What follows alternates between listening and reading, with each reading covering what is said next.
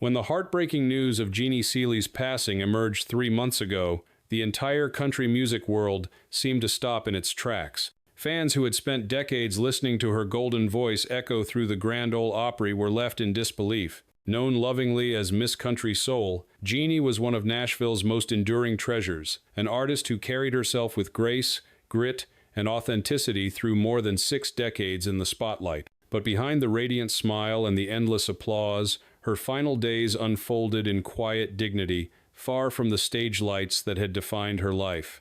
Now, months after her departure, her family has chosen to speak openly for the first time, revealing the truth about Jeannie's last months, her private struggles, her final wishes, and the deeply emotional moments that marked the end of her extraordinary journey. In her final stretch of life, Jeannie quietly withdrew from public appearances. Longtime Opry fans began to notice her absence from a few scheduled shows, unaware that she was privately fighting serious health complications. True to her nature, she refused sympathy or attention, insisting that people remember her voice, not her pain.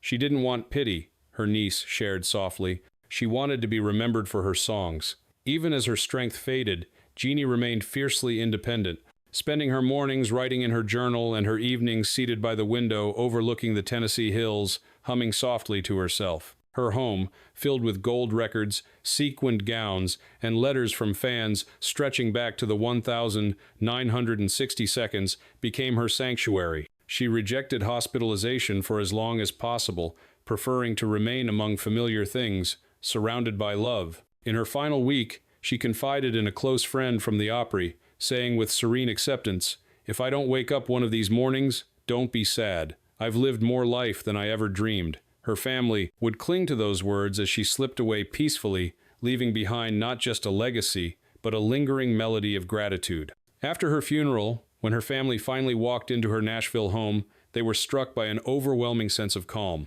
The faint scent of her perfume lingered in the air, mingling with the smell of old sheet music. Her piano still stood by the window, its surface scattered with faded lyric sheets and half-finished verses.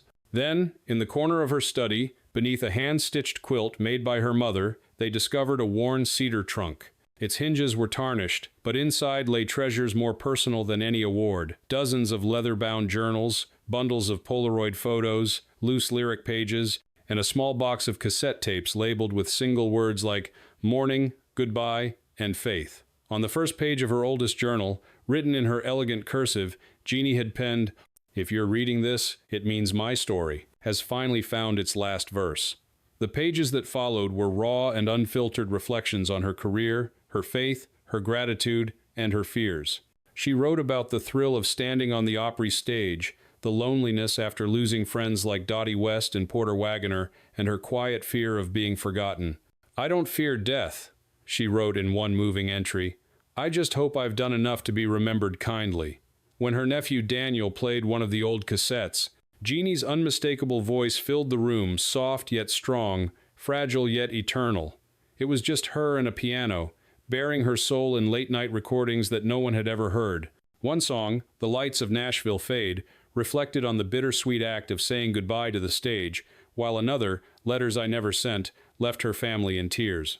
Among them was a final spoken message, recorded only 2 weeks before her passing. "If anyone finds this, promise me you'll keep the music alive. Once the music stops, the memories fade too." Her family took those words as a calling. Together with her longtime friend and producer Bobby Tomberlin, they began the painstaking process of restoring the recordings, determined to share them with the world just as she intended. Yet among the journals lay an even deeper revelation, one that would reveal the emotional depth behind so many of her songs. In a journal dated 1982, Jeannie had written about a love she had kept hidden for decades. "He was my greatest love and my greatest heartbreak," she confessed.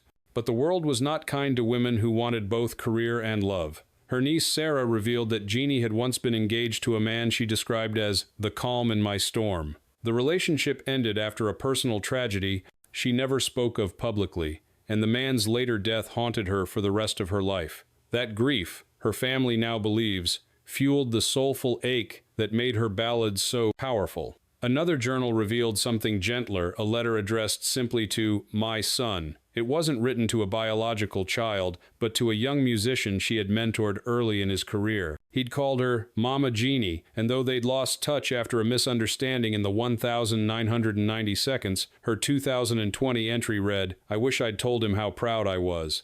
If he ever reads this, I hope he knows I never stopped praying for him." When her family reached out to him, a now successful songwriter, he wept openly. "She saved me when I had nothing," he said. "I just wish I could have told her one more time that I loved her." As her family continued reading, they found a sealed envelope resting on her nightstand beside a half-burned candle and an old photo of Jeannie on the Opry stage in 1969, radiant in her sequined gown. In her familiar script, the envelope read, "To be opened after I'm gone." Inside was a neatly folded letter with a pressed rose between the de Vellian Fichte pages. "If you're reading this," it began, "then I'm where the music never ends." The letter went on to thank her fans, her Opry family, and every person who had helped her through 6 decades of country music history. But at its heart, it contained a wish, one final request that stunned her loved ones. "Don't let my story end in silence," she wrote. "Turn my home, my journals, and my songs into a place for learning, a haven for young artists who need a voice and a stage. Let this house live." She had even drawn a small sketch titled The Seeley Songhouse, describing a creative retreat where aspiring musicians could write, record, and share their voices with the world. Taped beneath the letter was a tiny brass key and a note that read, "For the attic, you'll know what to do." When her husband, Gene, unlocked the attic for the first time in years, the family was met with a wave of nostalgia. The air was thick with dust and perfume, sunlight spilling through a single round window onto a treasured trove of country music history. Jeannie's gowns shimmered on hangers, each tagged with the date of its performance. Boxes labeled Opry Years and Friends held handwritten letters from legends, Dolly Parton thanking her for advice, Loretta Lynn teasing her about a performance mishap, and Johnny Cash congratulating her on her 1,967 Grammy win. In the far corner sat a vintage tape recorder and a small stack of tapes marked Private. When they played one, Jeannie's voice filled the attic. "If you're hearing this, you've found my little sanctuary," she began softly. "This is where I came to remember every letter, every song, every moment. People see the glitz, the lights, the Opry smiles, but this is where I came to cry, to laugh, and to be me." Asterisk. Her words turned the attic into something sacred, a personal museum of honesty and heart. And tucked away in a trunk by the window, they'd found one final envelope, addressed to the Grand Ole Opry itself. Sealed with wax and marked by her initials, it contained a 4-page farewell. "The Opry has been my home longer than anywhere I've lived," she wrote. "But a home only stays alive if new voices are allowed to sing." She asked that the Opry dedicate one annual segment to the keepers of the flame, the background singers, songwriters, and musicians who built Nashville's sound without ever standing in its spotlight. "The light shines brightest," she wrote, "when it touches everyone." When Opry executives read her letter, they were moved to tears.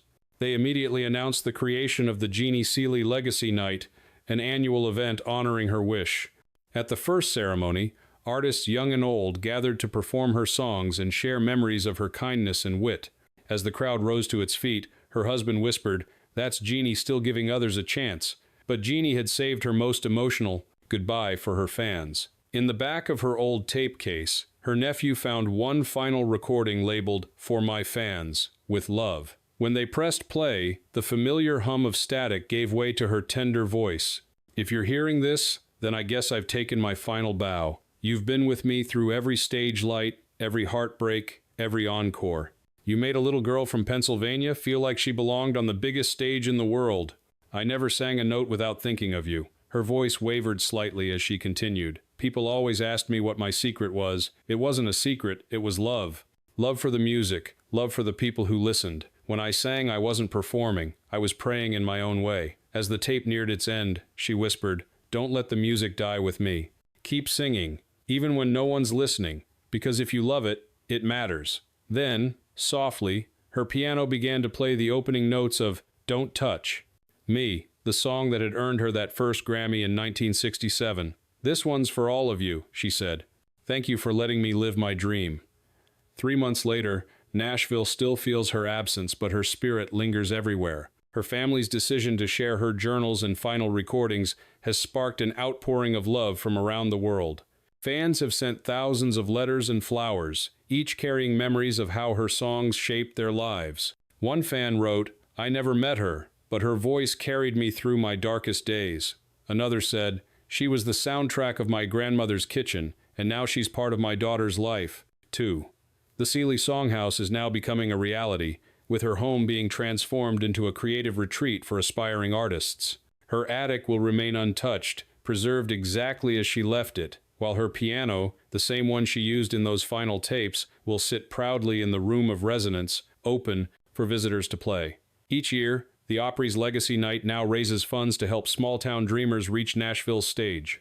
At the first event, a holographic image of Jeannie appeared, performing "Don't Touch Me" as hundreds of candles glowed across the stage. The crowd stood, weeping and smiling, as her image faded into the words, "Keep the circle unbroken." Country legend Bill Anderson summed it up best. "Jeannie taught me that fame doesn't last, but kindness does." She gave more to this business than anyone ever knew, and she's still giving now. In the end, Jeannie Seeley's story is not just about a voice, it's about a heart that kept beating for others, long after the final note. Her melody still floats through Nashville's night air, whispering that the music never dies. Dedicated to Jeannie Seeley, 1,942,025. The music lives on.